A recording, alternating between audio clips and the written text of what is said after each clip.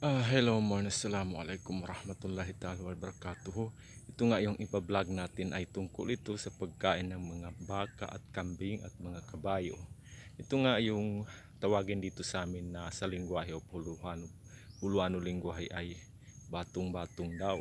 Ewan ko kung ano bang tawag nito sa English word sa Tagalog version. Ito nga, namumunga ito ng parang mani na ginagawang panghalo sa mga siyupong itsura ng kanyang buto.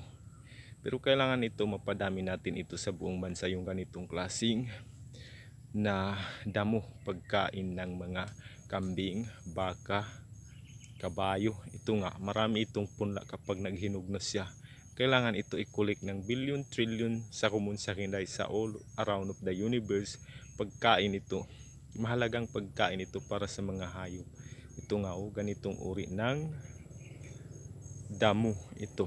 Yan tawagin dito sa amin ay sa lingwahe ng Tausug Pilipino ay batong-batong daw.